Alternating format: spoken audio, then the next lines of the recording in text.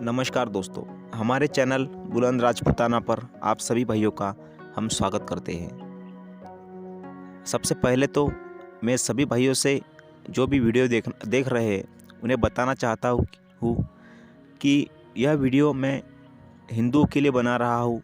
जो भी खुद को हिंदू समझते हैं वही लोग इस वीडियो को देखें, अन्यथा जो खुद को हिंदू नहीं समझते और दूसरा ही कुछ समझते हैं हिंदू, तो वो ये वीडियो ना देखे। तो चलिए आपको बताते हैं क्या बात है क्या नहीं है।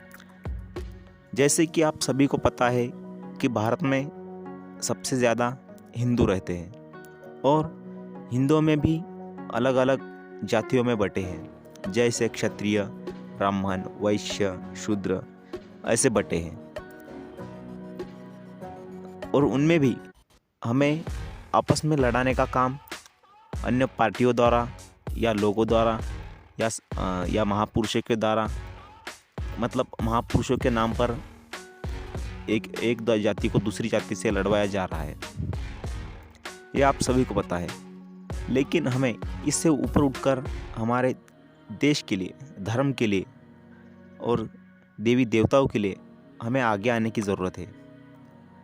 अगर आज शांति प्रिय समुदाय की संख्या भारत में करीबन 20% तक पहुंच चुकी है और अगर इनकी संख्या 35% से ऊपर पहुंचती है तो मुझे नहीं लगता भारत हिंदू राष्ट्र बन पाएगा या यहाँ पर हिंदू सुरक्षित रह पाएगा।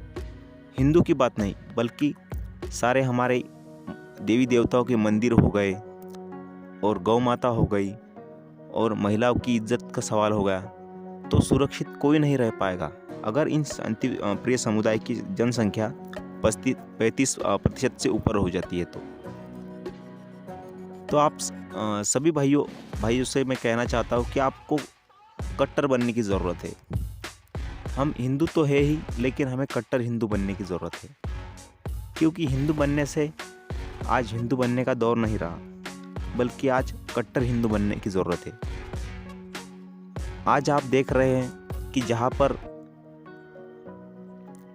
रोज़ गाड़ियों में भरकर गौ माता को ले जाया जा रहा है और उनकी हत्या की जा रही है, उन्हें काटा जा रहा है और उनसे चमड़ी बनाई जाती है, वो अलग बात है, खाया जाता है।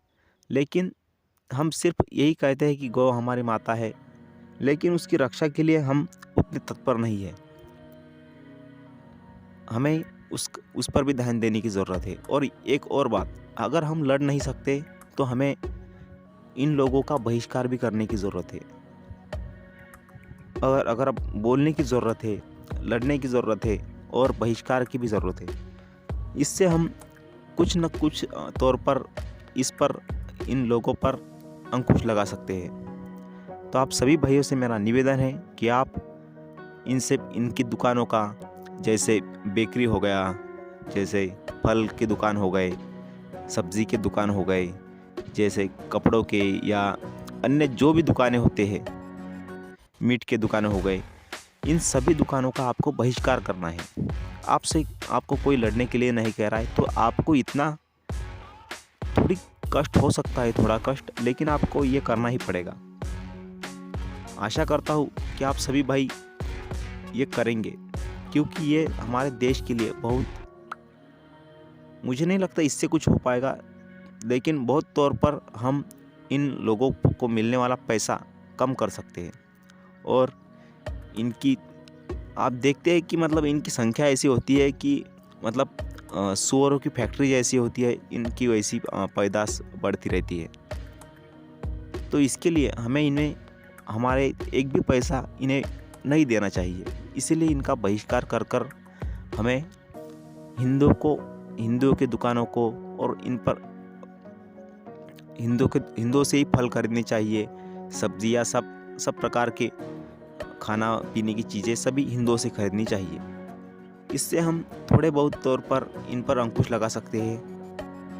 अगर सभी भाई ऐसा करते हैं तो मुझे नहीं लगता इन दुराचारी लोगों को ज़्यादा देर तक भारत में टिक पाएंगे। तो आप सभी भाई इस बात को माने और इस पर ध्यान दें। जय श्री राम, जय राजपूताना।